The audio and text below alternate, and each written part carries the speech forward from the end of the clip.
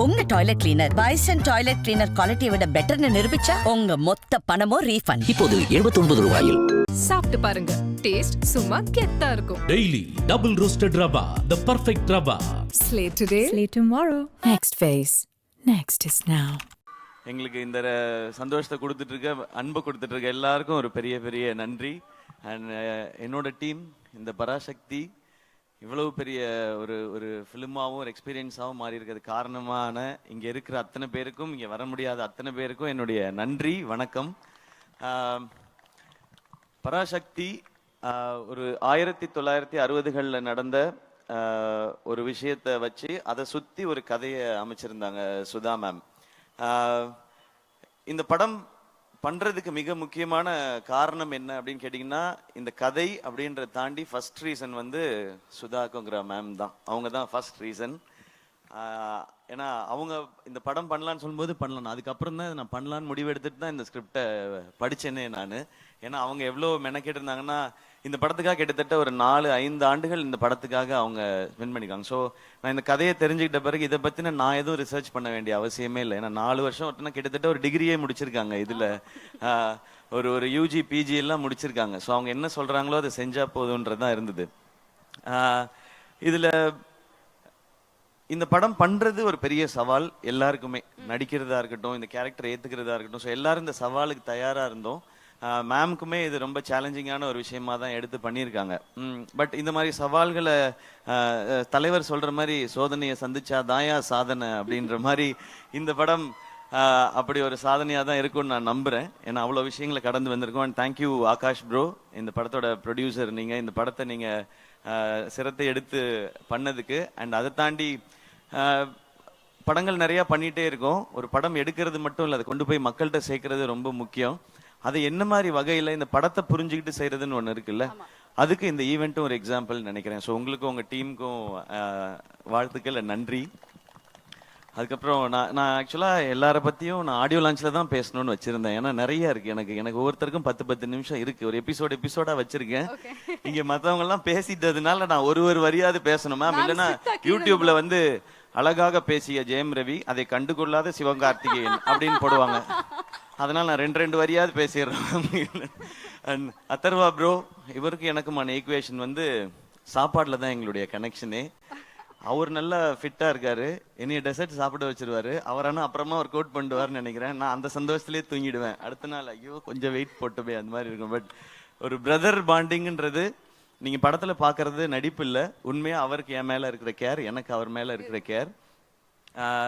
எனக்கு அவரோட ஒரு ஸ்பெஷல் மொமெண்ட் மட்டும், அவருடைய ஃபர்ஸ்ட் ஃபிலிம் ப்ரமோஷன் வந்து நான் இது ஹோஸ்ட் பண்ணும்போது அதுக்கு வந்தார், அப்பாவோட வந்தார்.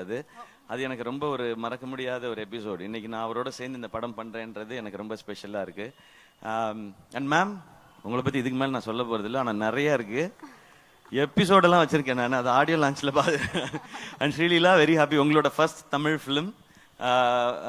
வெல்கம். தமிழ் ஆடியன்ஸ் உங்களுக்கு தெரியும், இங்கே வந்து ரொம்ப பயங்கரமான பெர்ஃபார்மராக இருக்கணும்னு அவசியம் இல்லை, ஆனால் முயற்சி இருக்குன்னா அவங்க தட்டி தூக்கிட்டு வந்து மேலே கொண்டு போய் வச்சுடுவாங்க. அப்படி வந்தவன் தான் நாளா.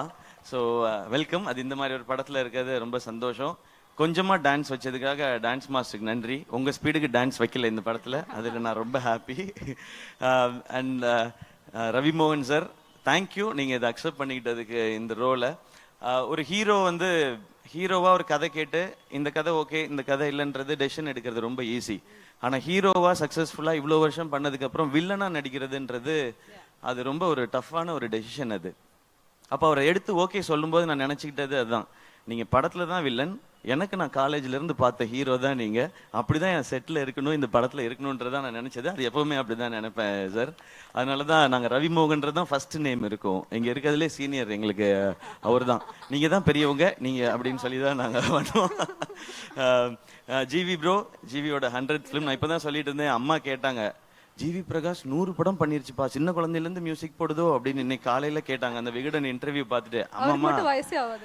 அம்மாமா அவர் சின்ன வயசுலேருந்து ஆரம்பிச்சாருமா, நான் குழந்தையா இருக்கும் போதுல மியூசிக் டைரக்டர்லாம் 10 படம் 15 படம்லாம் பண்ணலாமா, அதனால அவன் 100 படம் பண்ணிருச்சுப்பா, பெரிய விஷயம்னு சொல்லிட்டு இருந்தாங்க. உண்மையிலே பெரிய விஷயம் தான். 100 படம் பண்ணுறது இல்லை, அதுக்குள்ளே எல்லா ஜானரும் பண்ணிட்டார் அவர். ஸோ அவருக்கு இப்போ பாருங்களேன் பீரியட் ஃபிலிம் பண்ணும் போதே ஏற்கனவே 1001 இருக்கு, ஒரு மதராசப்பட்டினம் இருக்கு, பராசக்தி இருக்குன்னு போது அதுக்குள்ளே எப்படி வெரைட்டி கொடுக்கணுன்ற இந்த சாங்ஸ்க்கும் பிஜிஎம்ஸ்க்கும் ரொம்ப ரொம்ப தேங்க்ஸ் ஜிவி. இன்னும் நிறைய இருக்கு உங்களை பற்றி பேச வேண்டியது, ஆடியோ லான்ச்சில் வச்சுக்கிறேன் வாடி. அண்ட் எல்லா டெக்னீஷியன்ஸ்க்கும் ரொம்ப தேங்க்ஸ். ஏன்னா இது 25th ஃபிலிம், ரொம்ப ஸ்பெஷலாக. இது 25th ஃபிலிம் ஆனதுக்கு காரணமும் ஆகாஷ் தான். நான் இன்னொரு படம் பண்ணிட்டு இந்த படம் பண்ணலான் போது அண்ணா இது 25th ஃபிலிமாக இருக்கணும் போது எனக்கு சொன்ன இதை விட ஒரு ஸ்பெஷல் ஃபிலிம் 25th ஃபிலிமுக்கு கிடைக்குமான்னு தெரியல. இந்த ஸ்டோரி, இப்படி ஒரு டீம் அண்ட் இந்த டைட்டில். ஸோ இது வந்து அந்த பராசக்தியோட அருள் தான் நினைக்கிறேன் எனக்கு கிடைச்சிருக்கிறது. ஸோ இதெல்லாம் அமைஞ்சிருக்குன்றது. அண்ட் வேர்ல்ட் ஆஃப் பராசக்தி 1960களுக்கு உங்களை எடுத்துட்டு போய் ஒரு 2.5 மணி நேரம் கூட்டிட்டு போய் ஒரு 2.5 மணி நேரம் உங்களுக்கு அந்த எக்ஸ்பீரியன்ஸை காட்டுறதுக்கான முயற்சி தான் எல்லாருமே பண்ணியிருக்கோம். இந்த படம் ரொம்ப ரொம்ப முக்கியமான ஒரு பிரச்சனையை பேசும். ஆனால் அது கூடவே காதல், பாசம், வீரம், புரட்சின்னு எல்லாமே பேசுகிற படமாக இருக்கும். இந்த பொங்கலுக்கு பராசக்தி ஒரு நல்ல செலிப்ரேஷனாக இருக்கும். எல்லாரும் தியேட்டரில் பாருங்க. இந்த இடத்தையும் உங்களுக்கு ஃப்ரீ டைம் இருந்ததுன்னா வந்து எக்ஸ்பீரியன்ஸ் பண்ணுங்க. ஃப்ரீ டைம் இல்லை, கண்டிப்பாக வரணும். அப்படி நான் சொல்லக்கூடாது இல்லை. ஏன்டா எங்களுக்கு எவ்வளோ வேலை இருக்கு, நீ என்னடா கண்டிப்பாக வரணுன்ற அப்படின்னு கேட்பாங்க. உங்களுக்கு தெரியாது மேடையில் பேசுறது எவ்வளோ கஷ்டம்னு. நாளைக்கு யோசிச்சு பேசிட்டு இருக்கோம். ஸோ ஃப்ரீ டைம் இருக்கும்போது வந்து பாருங்க. ஏன்னா வீக்கெண்ட் வந்துருச்சு இல்லையா? ஸோ எங்கேயாவது இது பக்கமாக அப்படி போகும்போது வாங்க, ஓ இதெல்லாம் பண்ணியிருக்கீங்களான்னு இருக்கும். எனக்கு அந்த செவர்லே கார்லாம் பார்க்கும்போது அந்த மாதிரி ஒரு எக்ஸ்பீரியன்ஸ் தான் இருந்தது. நான் அதெல்லாம் கேள்விப்பட்டிருக்கேன், கேட்டிருக்கேன். அது நேரில் பார்க்கும்போதோ அதை அனுபவிக்கும் போதோ அது ஒரு புது ஃபீல் அது. அண்ட் இந்த இடத்துல இந்த ஈவென்ட் நடக்கிறது சூப்பர், ஸ்பெஷல், ஐகானிக்கான ஒரு பிளேஸ். ஆமா. ஸோ இந்த ஃபிலிமே அப்படிதான். இந்த ஃபிலிம் ஒரு பிளெஸிங் அப்படிதான் நான் நினைக்கிறேன். ஓகே, சிவகார்த்திகனோட முதல் படங்கள்லாம் வந்து பார்த்தா நம்மள அப்படியே சிரிக்க வச்சு ஹாப்பியா ஃபீல் பண்ண வச்சிருப்பாரு. அதுக்கப்புறம் அமரன்ல தேம்பி அழுக வச்சிங்க கடைசியில கிளைமேக்ஸ்ல. இந்த படத்துல எங்களுக்கு எந்த மாதிரி ஒரு அனுபவம், ஒரு ஃபீல் வந்து கிடைக்க போகுது உங்ககிட்ட இருந்து? இன்ஸ்பைரிங் ஃபீல் கிடைக்கும் எல்லாருக்கும். ரொம்ப இன்ஸ்பைரிங்கா இருக்கும் இந்த படம் பார்க்கும்பொழுது. எஸ்பெஷலி இந்த படம் பராசக்தின்றது வந்து ஸ்டூடெண்ட்ஸோட பவர் என்னங்கிறத பேசுறது தான் இந்த படம். அந்த பவரை நிச்சயமா படம் பார்க்கும்போது உணர்வாங்க. ஓகே, எஸ்கே வந்து கண்ட்ரோல் பண்ணி பேசிட்டு இருக்காரு. ஏன்னா மேம் கிட்ட இருந்து போதும் எஸ்கே நோ அப்படிங்கிற மாதிரி மேம் சொல்லிட்டாங்கன்னா அதை நான் செஞ்சுடுவேன். Okay okay, but I think we have to இப்படிலாம் பண்ணாதீங்க மேம். அப்ப நீங்க சொன்னதெல்லாம் செய்யாத மாதிரி இருக்கு. But I think we have to wait for audio launch. ஏன்னா நிறைய விஷயங்கள் அங்க ரிவீல் பண்றேன்னு சொல்லிருக்கீங்க. உங்க toilet cleaner bison toilet cleaner குவாலிட்டியை விட பெட்டர்னு நிரூபிச்சா உங்க மொத்த பணமும் ரீஃபண்ட். இப்போது 79 ரூபாயில். சாப்பிட்டு பாருங்க, டேஸ்ட் சும்மா கெத்தா இருக்கும். Daily double roasted rava, the perfect rava. Slate today, Slate tomorrow. Next phase. Next is now.